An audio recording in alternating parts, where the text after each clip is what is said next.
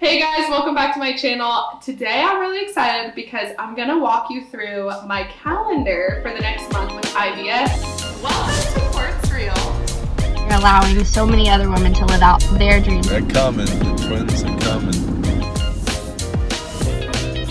Yeah, I'm starting to sweat. Cash, you're the cutest boy I've ever seen.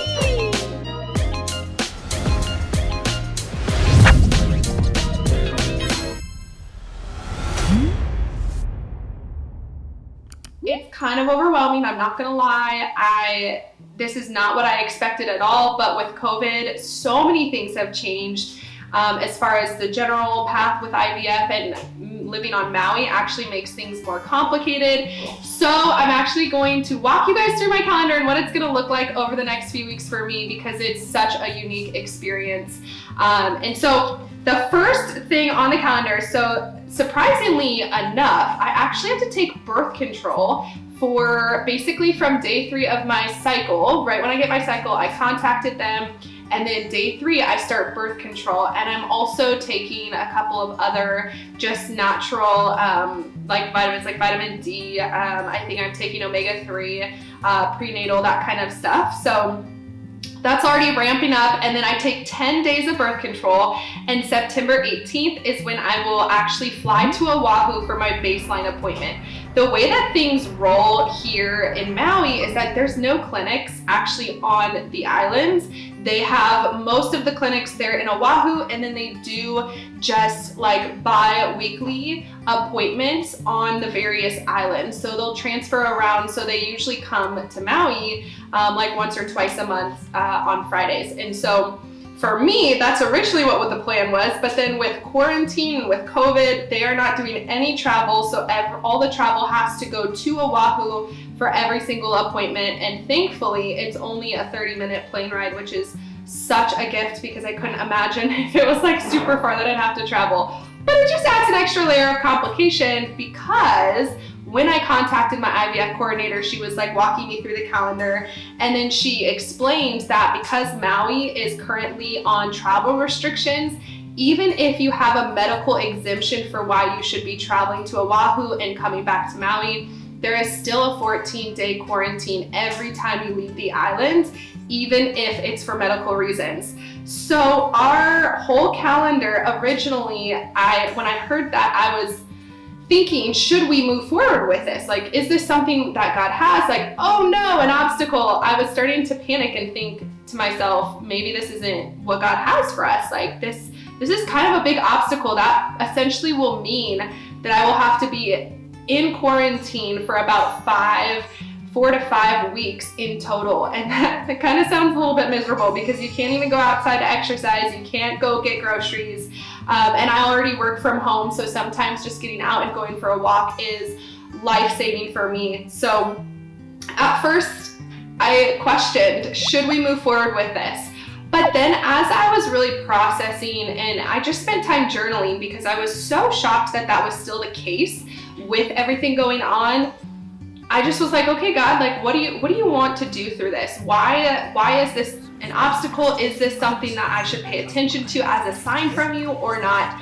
And I felt like God was just releasing me from that question of, is this for me, and is this your will, or is this not your will? And just giving me freedom to make a decision and trust him with that decision. Whether we choose not to or we choose to move forward, he was going to meet me in that space. And so it kind of like, almost like he removed that obstacle being the reason of just saying that that's not his will, because I don't know, I guess I just had a different perspective this time, and it felt like just because a road is hard or more complicated than we expected, or just because there's an unexpected obstacle that gets in the way, does not mean that that's not how God wants to do things, or that's not the path that he wants to take you down. And I had complete peace and joy in knowing that I could freely make a decision, and that he would be with me in that decision. So while it does look more complicated than I ever expected, I also truly believe that it's going to be such a gift to know all of the things that we walked through to be able to get there to baby Dunker, hopefully and expectantly, and just think about like that's how much we cared. That's how much we loved him. And I don't know why I said a him. I don't even know what it's gonna be. But anyway, it's just like one of those things where I feel really confident that I have a release from the Lord, and I'm not afraid to make a decision. And for so long, I've been afraid to make a decision because as a believer and as a Christian, it's been really hard for me and a struggle for me to ask God, what is your will in this? Like, where do you have me in this? And what do you want me to do in this? Because I don't want to get it wrong. But God has just been like, not yet, not yet, not yet. And then now it's like, you decide, make a decision and go with it and walk boldly in it and walk in hope in it and walk in faith in it. So I don't know, it's given me so much peace, and I'm grateful for that because that's not something I've had up until this point. So I'm gonna walk you guys through my calendar and kind of like what IVF looks like, because from the outside, or if you've done no research or you're even considering it, sometimes it's great just to get an idea of what the practicalities of it are. Plus, I think it's gonna be really unique to have this kind of just memory to be able to experience what it was like when COVID was happening and we were pursuing making a baby. So the first appointment will be September 18th. We will go into our clinic, and that's a baseline appointment. It's the longest appointment that we have because that is where they walk us through the full cycle. They're gonna walk us through all of the shots. They're gonna walk us through all of the stimulation medications that I have to take and the next steps. So that's gonna be kind of a longer appointment. I fly in that morning and I fly back that night from Oahu, and then I'm quarantined from that moment. And then at that point, I'm gonna start my stimulation medications, and that is, I think, the shots. I don't know, about to get trained, so it's gonna be totally eye-opening for me once we get started. But the 18th, we'll get the ball rolling, and then from there, my next appointment is gonna be on, I believe, the 25th. So it's gonna be like a week of stimulation meds. And then the 25th, I'm gonna go back to Oahu. So basically a week of quarantine, back to Oahu, and then it's gonna be just like monitoring my eggs, which sounds so funny, like waiting for them to hatch.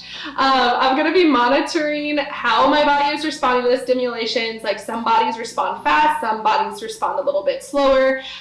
So they're just gonna be every like other day, I'm gonna be in there so that they can get the timing just right and the perfect time to go in there and do the egg retrieval. So basically the 25th, the 28th, the 30th, all of those days I'm gonna be going in and having appointments. So what we decided, I think, up until this point, unless something changes, I'm actually just gonna stay in Oahu for that week because thankfully we have a lot of hotel points, and there is a hotel in our like point system and timeshare system that is open currently, which is such a gift. So that way, when I go to Oahu, I don't have to quarantine. I can still get out. I can go for walks. I can get my job done and still be available and be there for appointments. Plus, it's gonna put Josh's mind at ease. I think he's been a little bit nervous as far as like having the clinic off island, on a different island, just in case something were to happen. So I will be there for a full week. And then once it's time for the egg retrieval, I will have Josh fly over. He will still be here. He's not going to any of these appointments with me. Actually, because of COVID, he can't go with me, and so the only appointment that we need him there for would be the final egg retrieval when he needs to donate his part of the equation. And when he does that, at that point, we will either both have to quarantine coming home. We might stay there for a couple more days just to make sure that I am okay to travel, because there is some anesthesiology, whatever.